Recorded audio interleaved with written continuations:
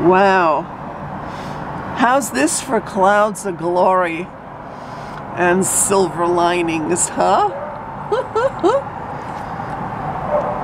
It's like God says, can I draw you a picture based on every cliche? It's like, yeah, go for it.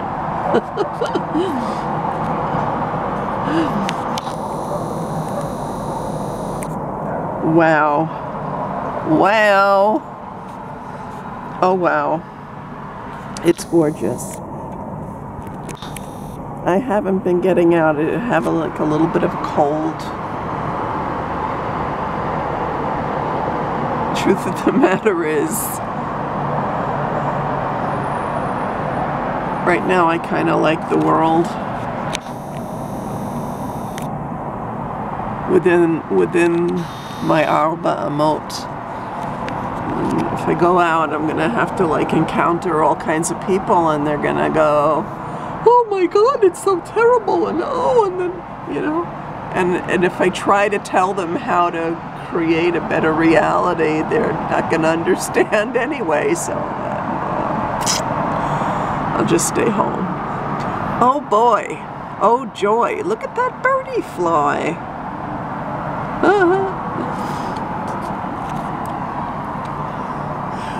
When we first moved into this apartment, the window in the bedroom, and all of the windows, didn't have screens.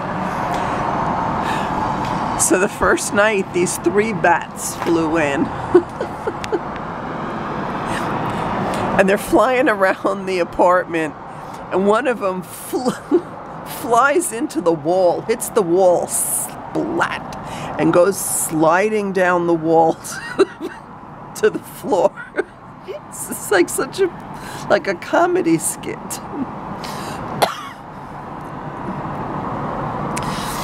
Yeah.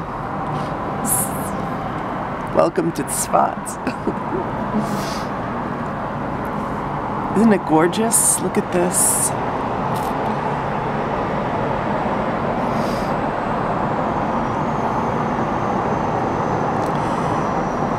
The most difficult thing for me, my piece would be absolutely perfect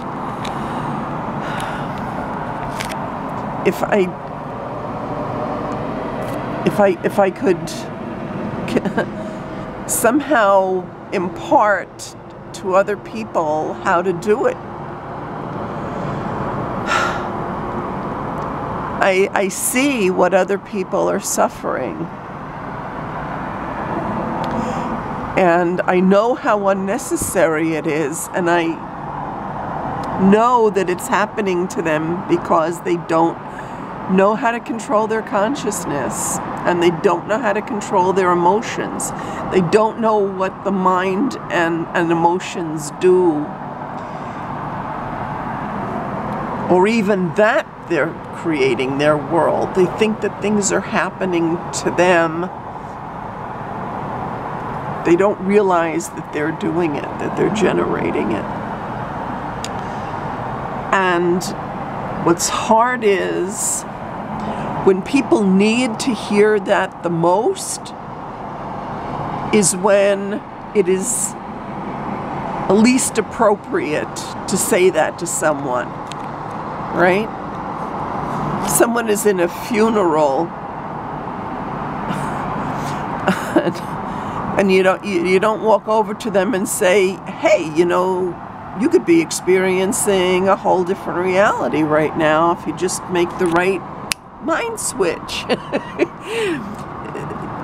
It's just in a, you know, so they're stuck in it. And when you're in that heavy, dense misery, it's so palpable, it's so heavy and dense that you can't even imagine that anything else is possible. You don't even realize how easy it is to raise, I don't like to, you know, use modern technology, but to raise the frequency. No, I don't like the way that sounds. To raise the consciousness. You like what I'm saying, huh? You like that? I see that there are more beams coming out. It's cool. And so I'm living in an entire country of people traumatized. And I have the keys to get them out of their trauma. They won't take them from me.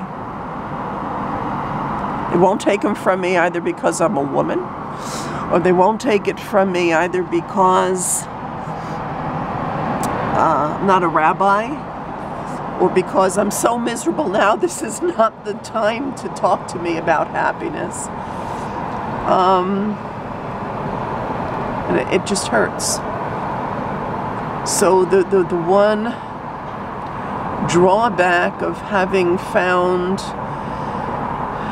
the keys to the kingdom of heaven is seeing people locking themselves outside the gates. And they just won't listen to you.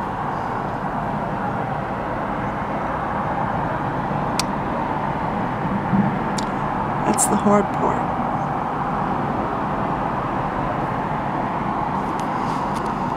I also see people being very, very addicted to constantly traumatizing themselves, getting one jolt of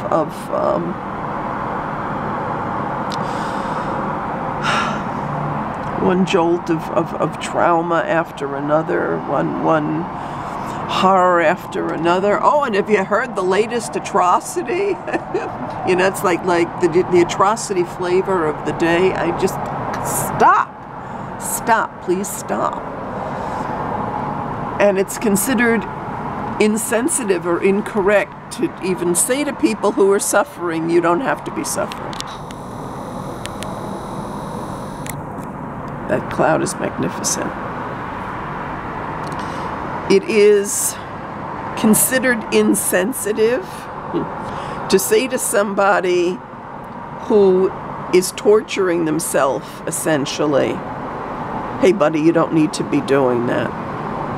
It's in your power to stop that. It's an inappropriate thing. It's not politically correct.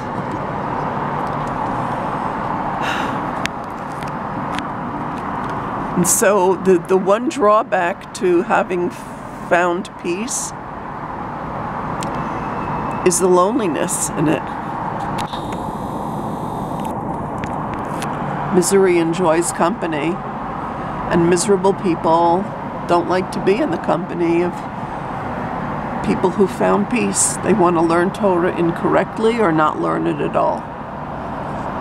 Have their minds out of control, their emotions out of control, their lives out of control. Anything can happen at any minute, and play Houdini with themselves. And that's the one drawback to knowing the truth.